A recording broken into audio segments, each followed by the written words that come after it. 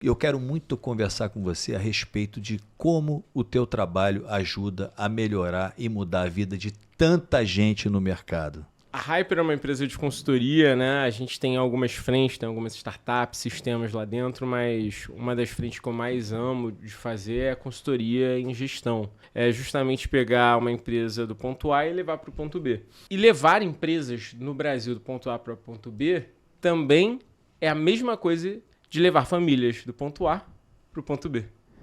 Senhoras e senhores, sejam bem-vindos a mais um Café com Pivete.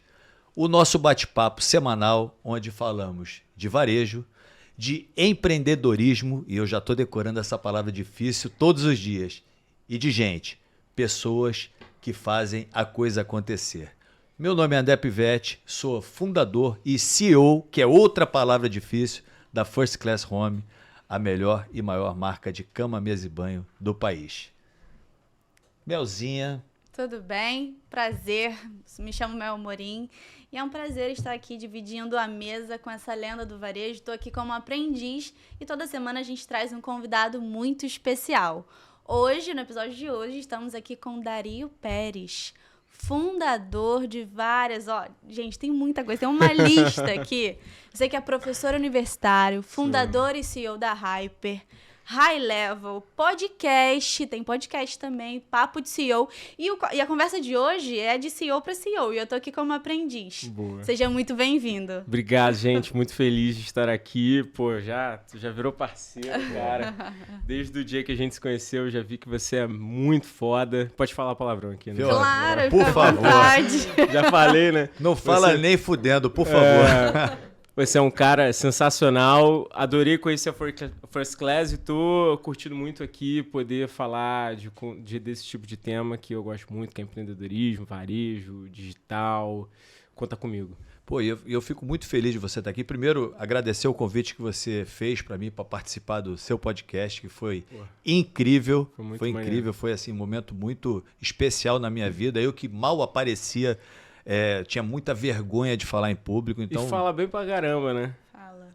Nada da vida é impossível, né? Então, assim, o sucesso é treinável. Eu leio todos os dias em voz alta, então você acaba pegando um pouquinho de jeito, mas não era uma coisa que eu gostava de fazer e você foi um dos responsáveis por quebrar essa barreira. Meu muito obrigado aqui. Fico feliz. Agora, eu quero muito conversar com você a respeito de como o teu trabalho ajuda a melhorar e mudar a vida de tanta gente no mercado. Legal, cara. A Hyper é uma empresa de consultoria, né? A gente tem algumas frentes, tem algumas startups, sistemas lá dentro, mas uma das frentes que eu mais amo de fazer é a consultoria em gestão. É justamente pegar uma empresa do ponto A e levar para o ponto B. E levar empresas no Brasil do ponto A para o ponto B também é a mesma coisa de levar famílias do ponto A para o ponto B. Isso é muito gratificante, porque você vê a mudança não só dos sócios, mas todo o ecossistema que está ali dentro daquela empresa, né? Porque quando uma empresa prospera, todas as pessoas que estão envolvidas lá prosperam também. E você acompanha esse caminho, né? E o nosso papel é destravar esses possíveis gargalos que às vezes impedem essa prosperidade daquele ecossistema, daquela entidade. E quando você faz isso e você vê que as pessoas conseguem resultados melhores, cara, é muito gratificante. Eu estava comentando aqui, antes de começar o podcast com você, que aconteceu uma felicidade na minha vida, que eu fui agora para Orlando, né? E tinha uma empresa de logística que a gente atendia, a gente ajudou a empresa a crescer. Aí passou um momento... passou um período ali onde a gente já tinha terminado o projeto, o CEO me ligou de novo e falou, cara, continuamos crescendo, quero fazer um acompanhamento, quero preparar para a venda, a gente vendeu a empresa. E aí ele ficou milionário mesmo, assim, ele ficou muito rico. E ele montou uma casa em Orlando, ele me chamou para conhecer lá. E chegando lá, ele falou, pô, olha só essa minha casa, pô, você me ajudou a participar disso. E a filhinha devia ter uns 6 anos no máximo, falou, oi, você que é o Dario. Papai sempre falou muito de você. Eu falei, caraca, cara, olha só. Tipo, a filhinha dele sabe da minha história, que eu ajudei ele a subir e tal, e hoje eu impactei uma família que, cara, hoje tá muito bem. E um OBS, né? Não é qualquer cara, é um cara que veio da favela, tá? Isso é lindo. O cara, ele não era um herdeiro. Ele construiu a empresa do zero. A gente ajudou ele em vários momentos. E a empresa foi crescendo até o momento que ele vendeu. Então, o cara que saiu da favela e mudou a condição da vida dele e de toda a família dele. Mãe, pai, tio, tia, primo. Ele tinha um primo que trabalhava no tráfico. Tirou o primo dessa vida, botou para trabalhar com ele. Hoje tá em Orlando, esse primo trabalha com ele também lá, que ele já... Empreendedor não para, né? Vendeu a empresa, já arrumou outra coisa para se coçar lá, né? Não tem jeito, tá no DNA da pessoa. Aí o primo trabalha com ele. Olha que maravilha. Não, e assim, uma coisa que é importante das pessoas saberem, né? Porque a gente vê livro aí, por exemplo, escrito Empresas Feitas para Durar ou Empresas Feitas para Vencer. Estou dando 2 exemplos aqui claros. Mas as empresas, de verdade, são fadadas ao fracasso. Sim.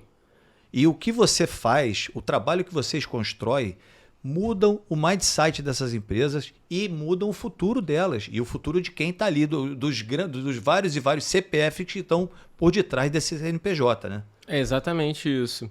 E, mais uma vez, a gente muda não só a vida dos sócios, mas a gente muda a vida de todo mundo, né? Porque quando uma empresa prospera, todo mundo prospera junto. E tem que ser isso, né? Eu acredito muito em capitalismo consciente. O que é o capitalismo consciente? É um capitalismo onde toda a cadeia é sustentável. Quando a gente fala de sustentabilidade, é prosperidade para todo mundo.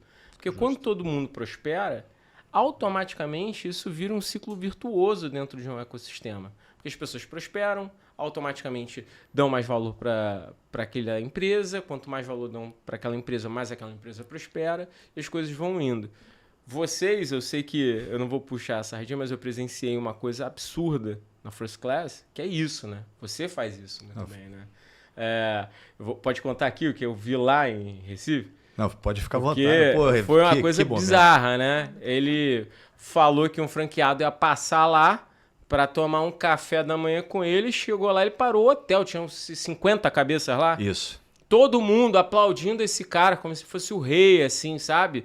E isso, cara, é impacto. Pô. Eu vou te falar uma coisa, esse foi um dos momentos mais felizes da minha vida profissional. Jura? Juro. Que bom que eu vi, então. Pô, porque foi mais muito felizes maneiro. porque assim, eu pedi de fato para tomar um café na padaria com as meninas.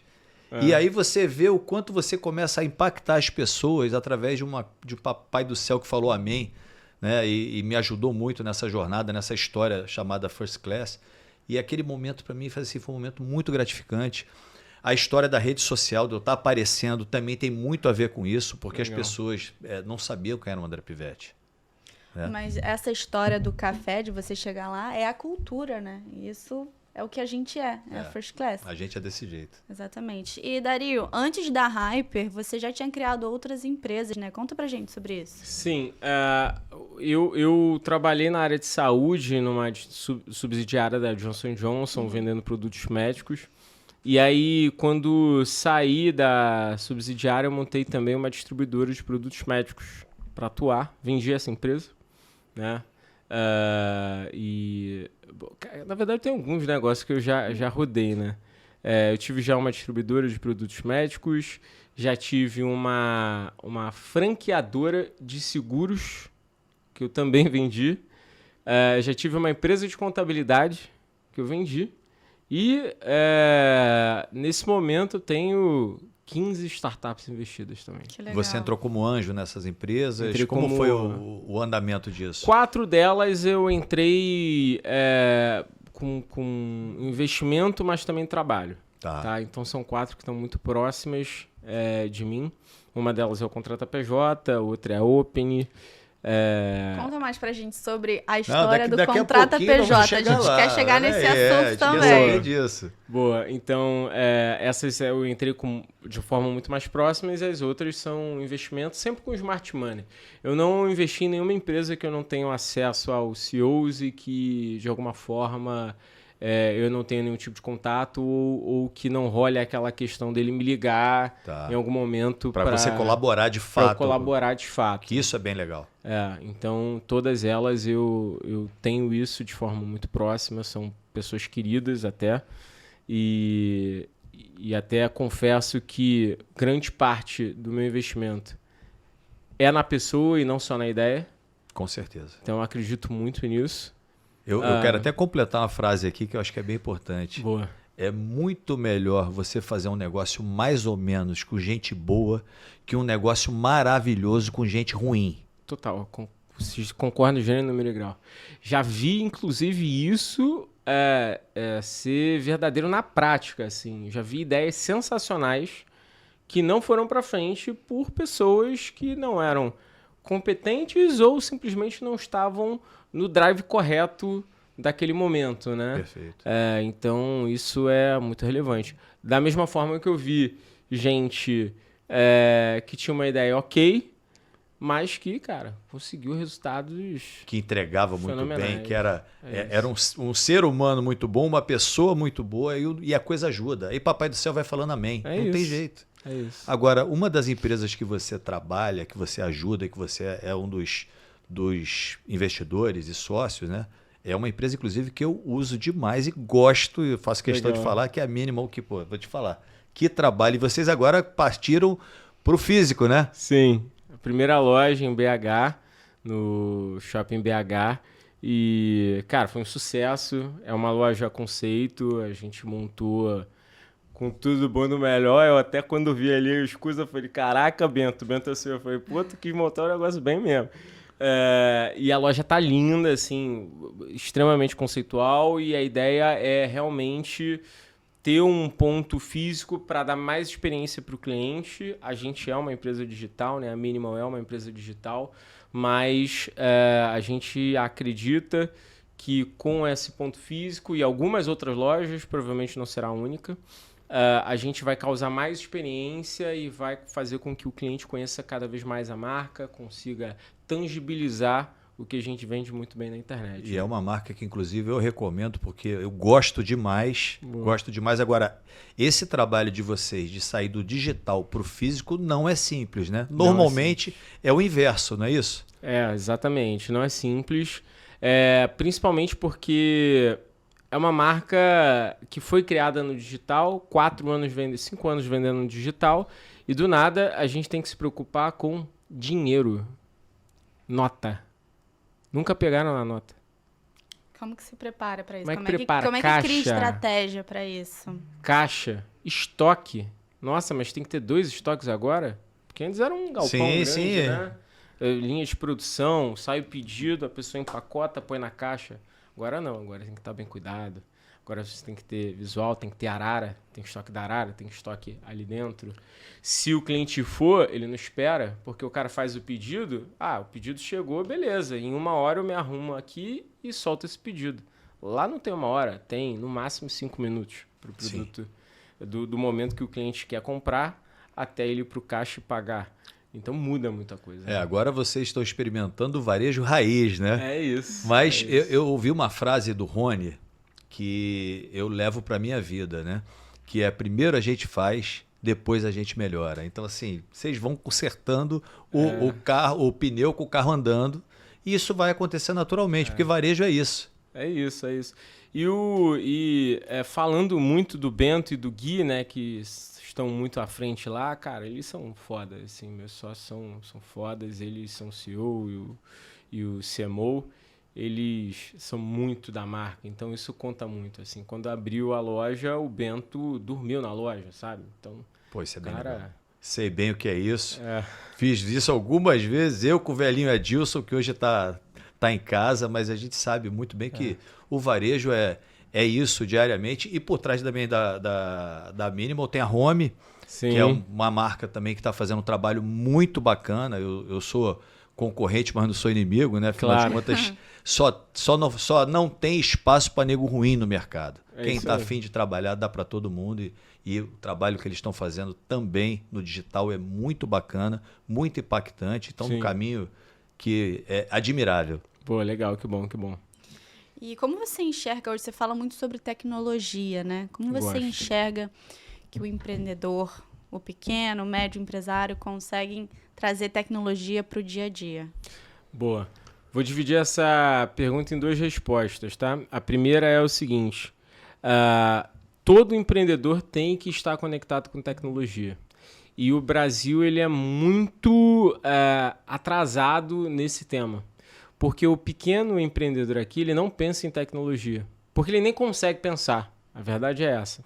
Mas se ele não pensar, ele vai estar muito, muito ultrapassado. Porque não vai ter espaço mais no mercado para pessoas que não estão conectadas com tecnologia. Porque o consumidor vai pedir isso. Não é só o mercado que vai pressionar o concorrente, é o cliente também. Porque o cliente já vai estar habituado a fazer um outro tipo de formato de compra, um outro tipo de experiência. E se esse cara não está conectado, ele simplesmente não vai existir. E isso me preocupa porque eu acho que os empreendedores eles ainda estão muito atrasados no quesito tecnologia. Dito isso, como é que a pessoa pode pensar em tecnologia? Vamos pensar no varejo. Cara, hoje, só de você conseguir entender que existem diversas ferramentas já criadas, que já estão no mercado, que você pode utilizar, mas que você não tem só o conhecimento para saber que elas existem, isso já é muito ruim. Mas, porém, é muito fácil de resolver. O que o empreendedor tem que fazer para botar tecnologia? Mapeia as dores do seu negócio, entende como é que funciona a jornada da experiência do teu cliente, mapeia isso, vê o que a gente chama de pontos de contato. O teu cliente ele tem alguns pontos de contato, que é quando ele toca, vê ou enxerga a marca. Tá? Toca, vê ou enxerga a marca. Esses são os pontos de contato. Dentro desses pontos de contato de uma jornada de experiência do cliente, provavelmente você tem a oportunidade de incluir tecnologia nesses pontos. E aí vem desde o atendimento, que é o mais básico, né, que hoje eu acho que é o mais falado, de um WhatsApp muito mais automatizado, um WhatsApp que responde 24/7, que você tem um atendente que é importante ainda, mas a gente sabe que o atendente não vai responder meia-noite e de repente esse cara quer comprar meia-noite e você não tem ninguém ali respondendo, então faz muito sentido. Até um site que seja mais responsivo, que consiga ter um checkout muito mais interessante.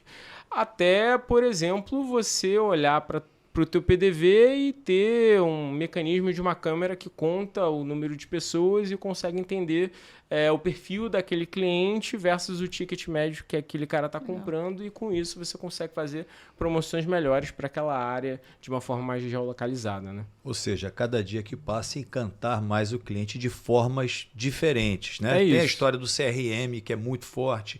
Hoje, a história da mala que as pessoas entregam na casa dos consumidores e das consumidoras, que também é um outro avanço, né? que não existia. Na época que eu comecei, a gente tinha o caderninho, que nada mais é que o nosso CRM de hoje. Sim. A gente anotava ali, ligava para os clientes e aí vai, né? Mas assim, o brasileiro ainda tem uma sorte. O empreendedor que está começando, o empreendedor pequeno, médio, ele ainda tem uma sorte pelo atraso dos consumidores. Sim. Com relação à tecnologia. Mas se ele não se atualizar imediatamente, ele vai ficar para trás. Isso eu grito o tempo todo dentro da rede, tá? Porque assim, a gente percebe dentro da própria First Class que tem gente que está muito ligada nisso. Muito ligada nisso. A gente tem alguns trabalhos brilhantes com relação ao mundo digital.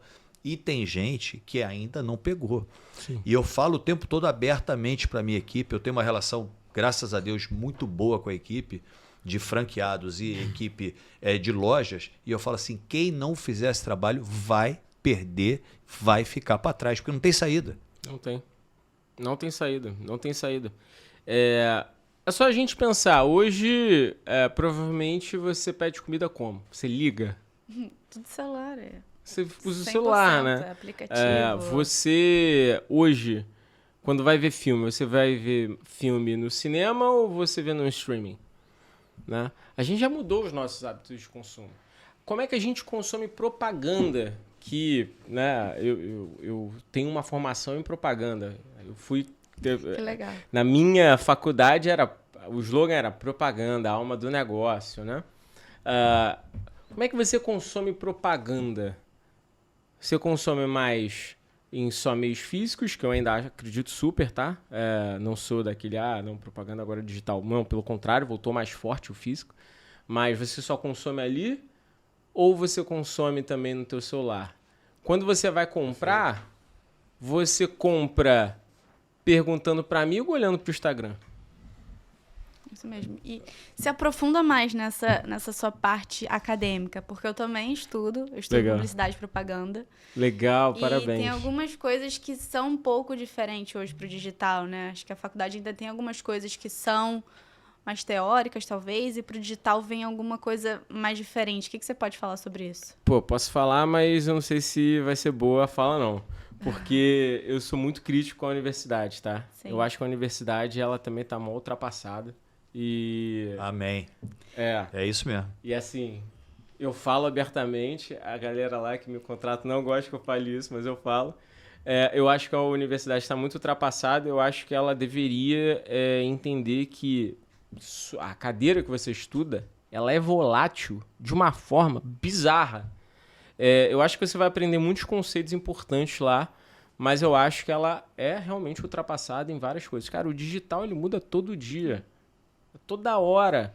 Eu tava ontem numa reunião com o meu time discutindo como é que a gente ia fazer um novo tipo de automação com inteligência artificial de algumas campanhas que a gente estava fazendo, né, para clientes. Cara, a gente estava falando do N8N, NHN, que agora é a moda. Essa moda começou em janeiro. O professor da faculdade não sabe nem o que é isso. Posso fazer um parêntese Pode. interrompendo? Era até um conselho que eu ia te pedir com relação à faculdade, porque... Não desista, mas não acredite nela. Exato, porque eu estudo na SPM, é uma faculdade maravilhosa, Sim. e tem esses professores que trazem os diferenciais. Essa história do N8N, eu aprendi em uma aula. Amém. Sério, só que assim, tem coisas que no dia a dia...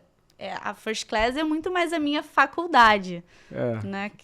E vai ser. Não tem muito como ser diferente. O que eu acredito na formação de uma pessoa, tá? Se me permite dizer.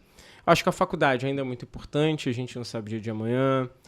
Eu acho que cada vez mais ela te prepara menos, isso é uma verdade absoluta. Não acho que você tem que desistir dela. Não sou esse cara que fala, não se forme. Até porque no Brasil, a gente ainda é um país que vai passar ainda os próximos 20 anos se ajustando, então é importante. Já dizia minha mãe, né? Se você for preso, você precisa de curso superior. Então é um pouco disso. Ainda bem que eu nunca fui preso. Então acho que é importante, mas onde você vai mais aprender? Na prática, com mentoria e com curso.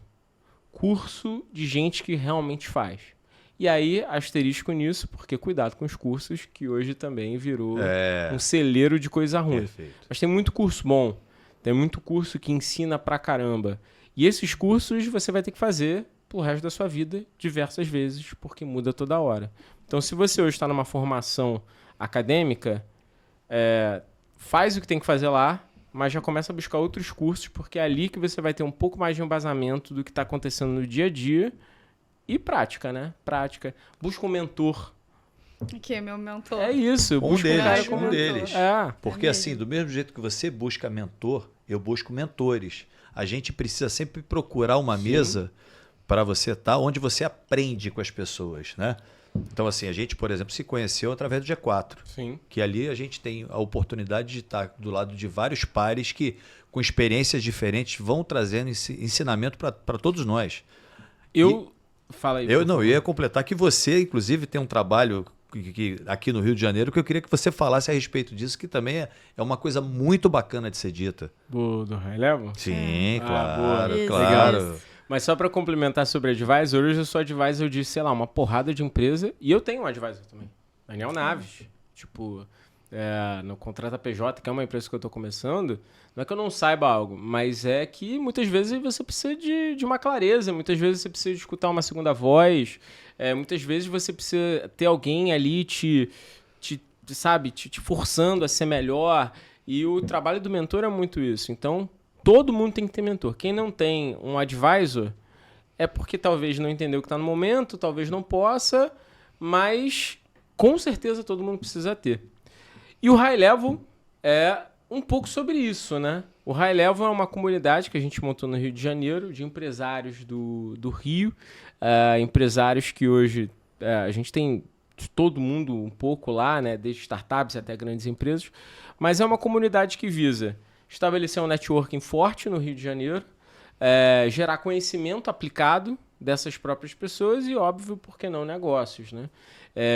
E ali é quase como um grupo de ajuda.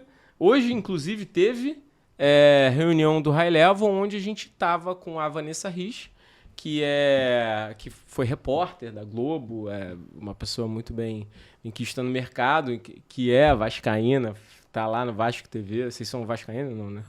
Não? Amém, que bom. Doente aqui que do bom, eu Leão. também sou flamenguista doente, eu sacaneio ela pra caramba, mas é super de boa. Mas a Vanessa foi uma repórter renomada no Brasil. Ela tava lá ensinando como é que você fala na frente de uma câmera.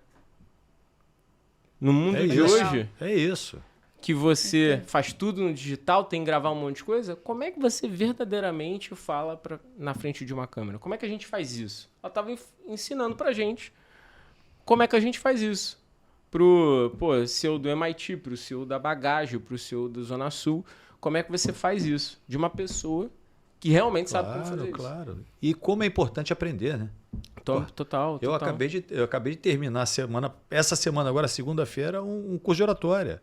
Pô, golaço. E tem que fazer, porque assim, à medida que a gente começa a fazer alguma coisa, é para fazer bem feito, né, Dario? Porque o trabalho de fazer bem feito e o trabalho de fazer mal feito é exatamente o mesmo.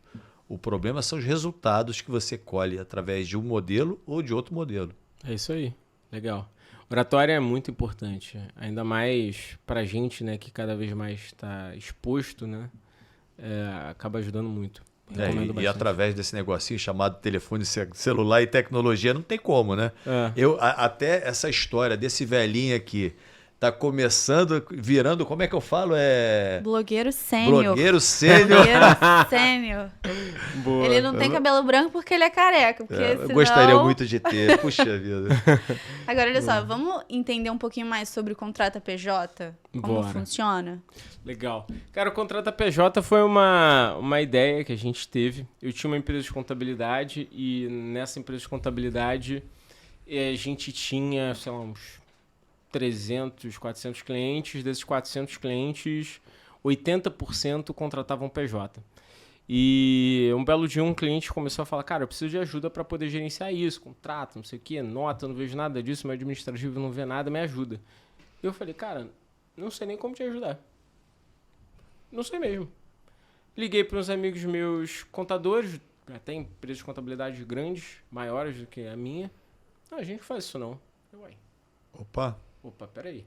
Aí comecei a pensar, botei uma pessoa, falei, vou fazer um beta. Qual era o beta? Peguei uma pessoa e falei, faz. Era esse o beta. Não tinha sistema, não tinha nada. Planilha, ou pastinha de OneDrive e vai organizando e vamos fazendo. Comecei a perceber algumas nuances. Primeiro, para cobrar decentemente desse cara, ficava muito caro. E cobrar barato, eu ficava no prejuízo. Anotei essa dor.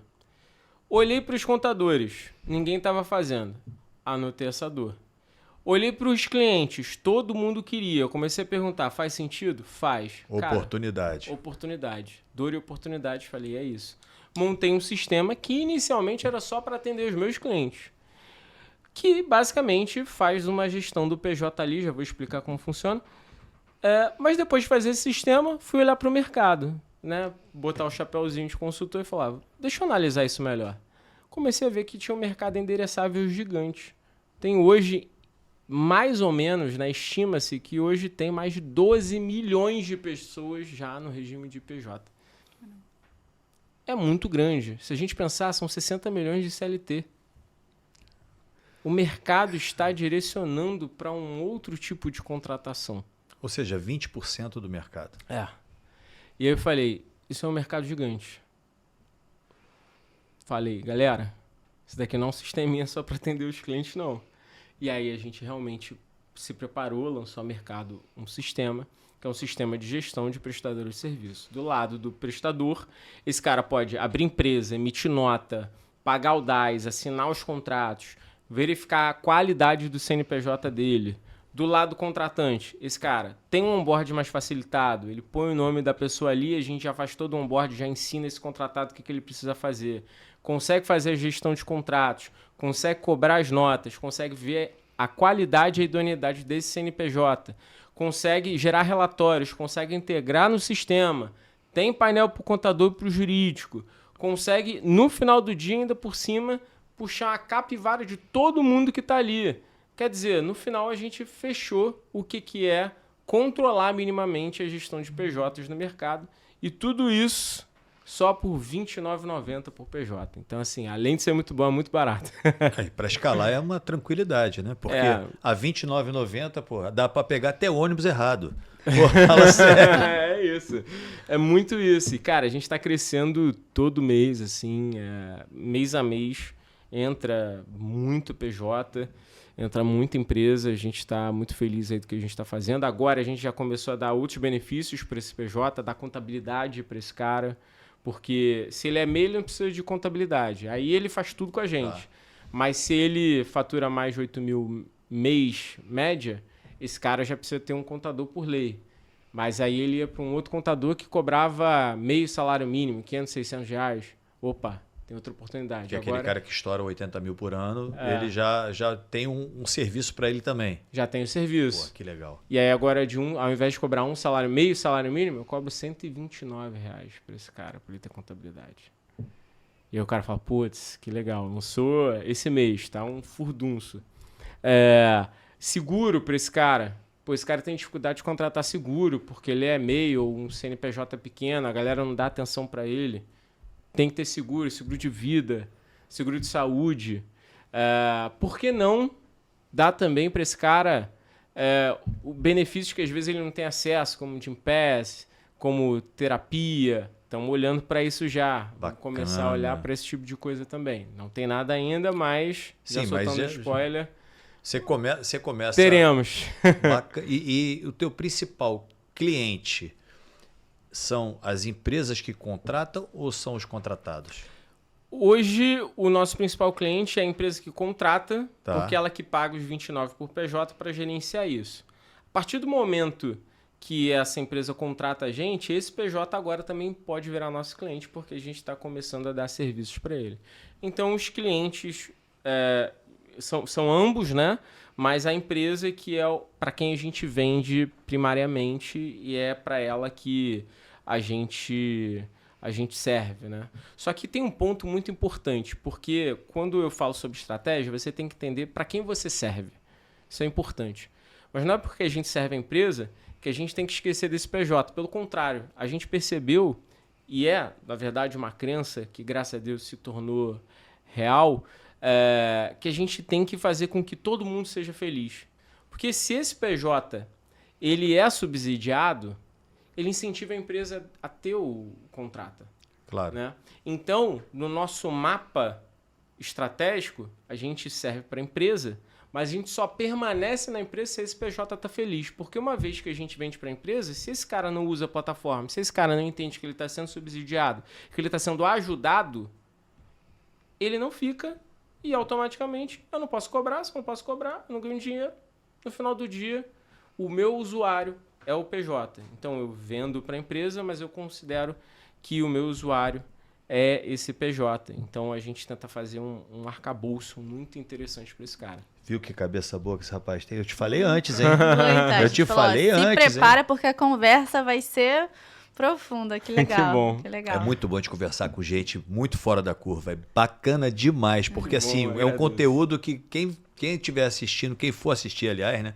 Vai gostar muito, porque é muita informação rica do dia a dia, de que as pessoas não têm ideia do que acontece, né? Dos bastidores das coisas. Enfim, eu gosto muito, né?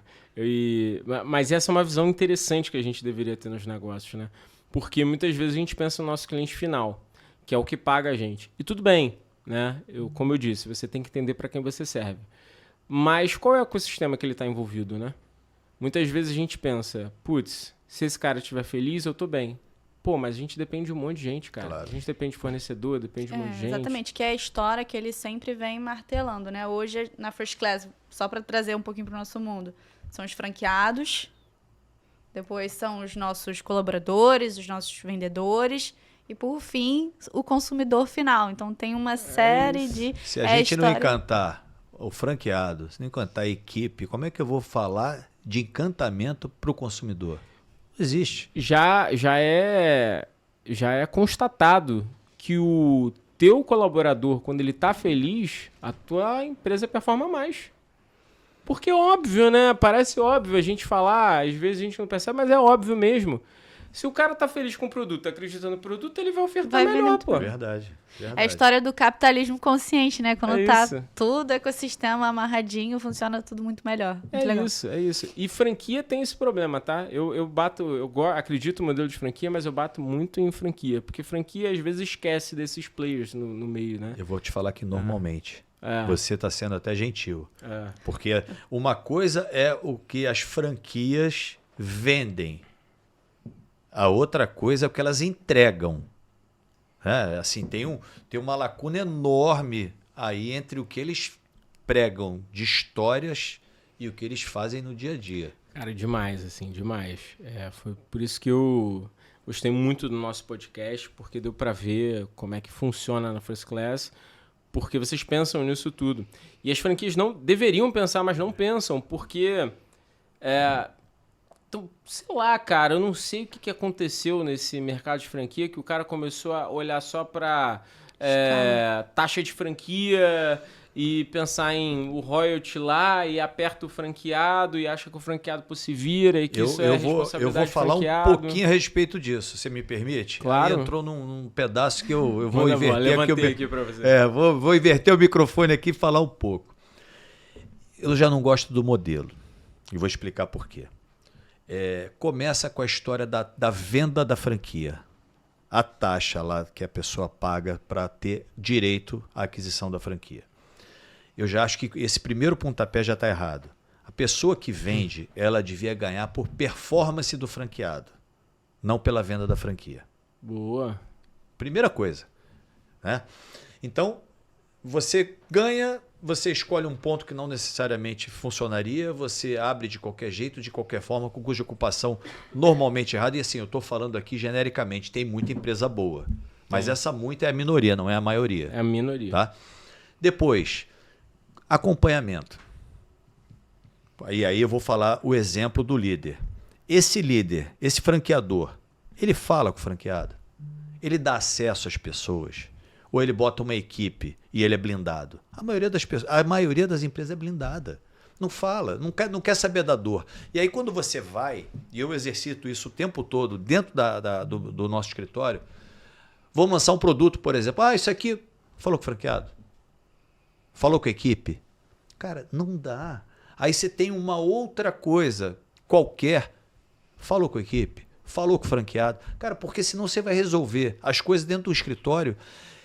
E o escritório é para dar suporte para as lojas, para dar suporte para a equipe, para dar suporte para os franqueados. Senão, não precisa de escritório, faz tudo online.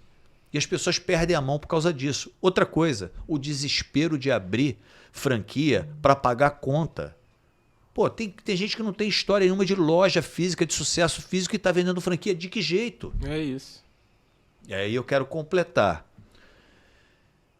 Vamos falar de ABF? Cara, desculpa, mas a ABF tinha que ficar em cima disso.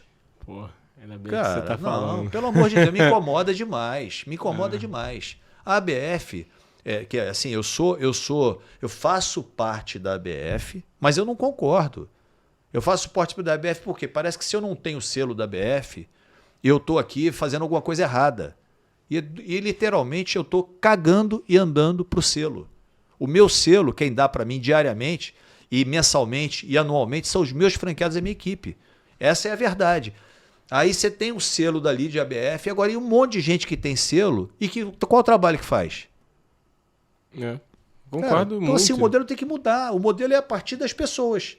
É a partir das pessoas que pagam a conta, que acreditam na marca, que acreditam na história, que pegam o trabalho de uma vida inteira e colocam ali. naquela marca, naquela história, naquela pessoa, e daqui a pouco quebra a cara. Então, assim, desculpa, mas assim, essa é uma visão que eu tenho e que eu lamento por ter. Eu gostaria que fosse diferente. Eu acho que você falou tudo e eu acredito muito também que o modelo, eu não sei nem se o modelo é ruim, mas o modelo ele é implementado no Brasil de forma ruim, sabe? E esse lance do selo da ABF, você trouxe esse ponto aí porque é uma coisa que eu discuto bastante, né? Você tem o selo da ABF para poder vender mais franquia no final do dia. É isso. Eu fico muito tranquilo de falar, porque como eu não vendo franquia, eu fico muito a cavaleiro de falar, porque assim, é esquisito. Olha, eu vou contar outra para você. Pequenas empresas, grandes negócios. Vou puxar aqui outro gancho, tá? Isso aí vou tá afiado, vou vambora. puxar outro gancho. Cara, eu concorro dentro da pequenas empresas, grandes negócios com empresa que vende piscina, tinta. Porra, eu vendo moda de cama, mesa e banho. Eu tô nos principais shoppings do país. Como é que eu concorro? Nada contra quem vende. Mas como é que eu vou concorrer com empresas que têm loja em rodovia vendendo piscina, cara? E isso que eu estou falando para você, eu já falei lá com várias pessoas da pequenas empresas grandes negócios. Na última vez que eu falei, eu pedi para me tirar. Eu falei, faz o seguinte, eu ganhei, tá? Esse ano aqui, a First Class foi mais uma vez primeira colocada. E aí me contaram assim, mas você está insatisfeito porque você foi em primeiro lugar? Eu falei, não é porque eu fui, é porque eu estou no lugar errado. E, cara, não adianta, Dario, sinceramente, não adianta para mim eu falar assim, eu ganhei, eu prefiro ser quinto, sexto, oitavo, 20º, último, mas trabalhar onde, de fato, tem a ver com a minha marca, tem a ver com o trabalho que a gente faz, entendeu? Então, sim, cara, difícil. Boa. Legal. Mas o que a gente pode pensar, e aí puxando o gancho para você, o que a gente pode pensar que deveria ser diferente nesse mercado de franquia, assim para o franqueador? O que você acha que é mais nocivo? Cara, para mim tinha que ser sempre por performance do franqueado. Sempre. Performance do franqueado. A gente sabe que tem franqueado que não tem o mesmo desempenho. Não é na First Class, é em qualquer empresa.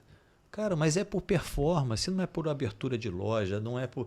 Então, assim, você vai fazendo umas coisas que você vai perdendo a mão. Boa. Pô, você tem ali micro franquia, prêmio de micro franquia. O que é micro franquia? É uma franquia. Do mesmo jeito, aí inventa outro nome. Cara, eu não sei, eu não gosto do modelo, tá? Eu acho que a associação é importante. Eu acho que os pares, você trocar ideia com franqueadores é muito importante.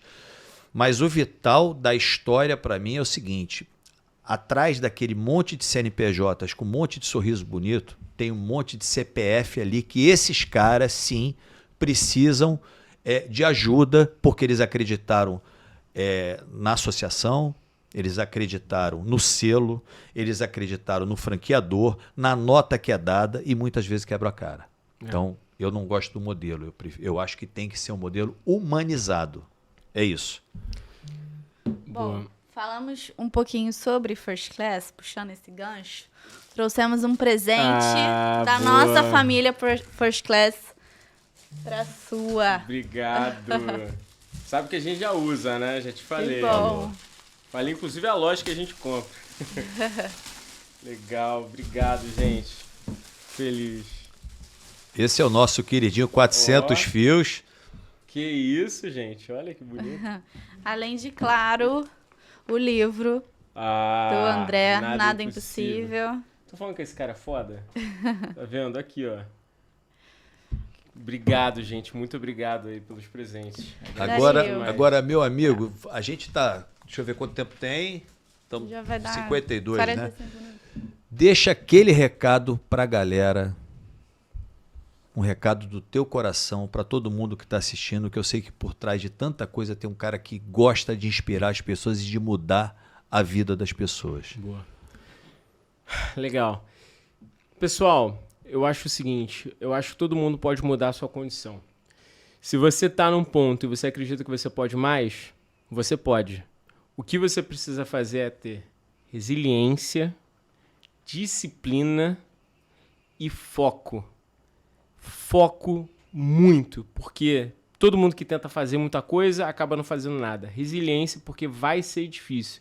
E disciplina, porque você tem que entender que você tem que ter consistência nas suas ações. Se você tiver consistências com um objetivo muito claro, entender que isso vai demandar tempo, vai demandar esforço, saiba que você vai chegar. Todo mundo pode, cara. Todo mundo pode. Se você acredita que você pode mesmo. Você tá certo. Então vai nessa. Obrigada, foi um prazer, eu adorei. Podia ficar mais tempo aqui, porque Obrigado, esse episódio meu. foi uma aula, foi incrível. Podemos fazer a segunda parte com o Dario? A gente Vamos pode- fazer umas 10 partes. Vou fazer, ó, uma Foi minissérie. incrível, Vou foi adorar. incrível. Irmão, O papo ser muito porra, bom. cara. Obrigado. Que viu? prazer. Obrigada. Dario, como que as pessoas te acham no Instagram? Boa, meu Instagram é Dario_Pérez, eu respondo todo mundo lá, sou eu mesmo que respondo. E no LinkedIn também, Dario Pérez, só me catar lá. Tamo junto. E sigam a gente também, André_Pivete_oficial, Mel Amorim. E ó, sigam o nosso canal no YouTube e no Spotify. Valeu, gente. Obrigado.